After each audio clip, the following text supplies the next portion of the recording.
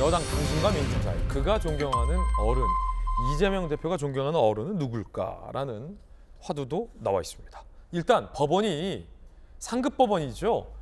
주호영 지금 원내대표지만 시간을 조금만 거슬러 올라가면 당시 비대위원장, 불운의 비대위원장, 비대위 되고 연찬회 하자마자 이준석 전 대표에 의해서 가처분 먹고 정지된 주호영 비대위원장의 직무 정지는 그때 직무 정지는 부당하다라는 법원의 상급심의 판단이 나왔습니다. 이야, 이거 묘해요. 하하. 자, 서울 고등법원의 항고심의 결과가 나온 건데 주호영 전 비대위원장 이 신청한 후 사퇴, 가처분 대상 소멸에 소의 이익이 없다. 인용 결정이 취소됐습니다. 이준석 전 대표가 제기한 가처분 신청도 각하가 된 겁니다. 그러면 김관삼 변호사님, 주호영 전 비대위원장은 억울해진 겁니까?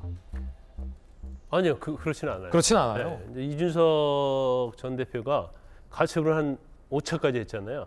처음에 한 가처분에서 주호영 그 당시 비대위원장의 직무정지가 결정이 됐단 말이에요. 근데 그 당시에는 비대위원장으로서 있었기 때문에 비상 상황이 아니다. 그리고 약간 꼼수를 썼다 그래가지고 직무정지를 시키는 결정이 나와서 이준석 대표가 완전 완승했다 그런 얘기를 했잖아요.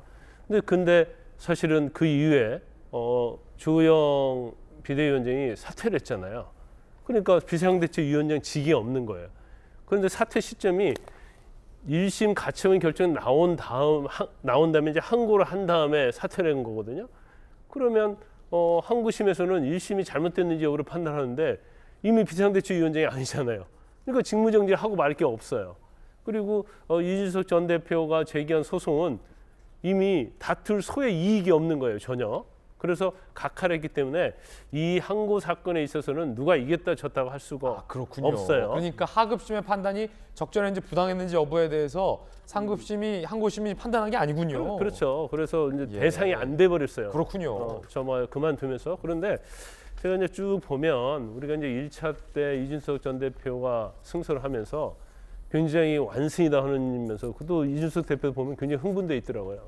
근데 5차까지 가처분을 쭉 하고 또 그 다음에 전에 본인의 성범죄와 관련해서 가세현이 제기한 거에 대해서 무고다고 고소장을 냈잖아요. 근데 결국 가처분도 전체 결과를 보면 다 기각되고 본인에게 불리의 결론이 나왔어요. 네. 그리고 형사사건과 관련해서 만약에 본인이 법적인 조치를 않고 단지 기다려봤다고 한다면 무고로 고소하지 않고 그러면 지금 무고죄는 인정된다고 해서 경찰에서 검찰에 송치를 해버렸잖아요.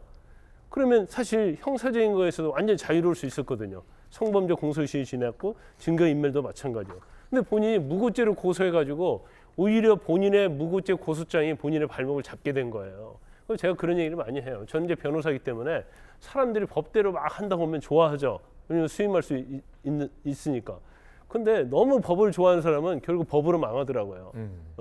이준석 대표 사실은 무고죄를 고소 안 했으면 형사사건에서 굉장히 자유로울 수 있고 다시 정치를 재개했는데 아무런 문제가 없었을 텐데 무고죄를 고소하다 보니까 무고의 무고가 되는 거서 무고의 무고가 되는 거죠. 그래서 결국 재판받아야 하고 그 결과에 따라서 자신의 인생, 정치적 생명까지 위태로워지는 그런 상황에 온 거예요. 이 법적인 반경, 무고, 그다음에 이제 가처분 이게 다 부메랑으로 돌아왔다. 그렇죠. 너무 법적인 걸 좋아하다 보니까 저는 그렇군요. 그랬다고 봅니다.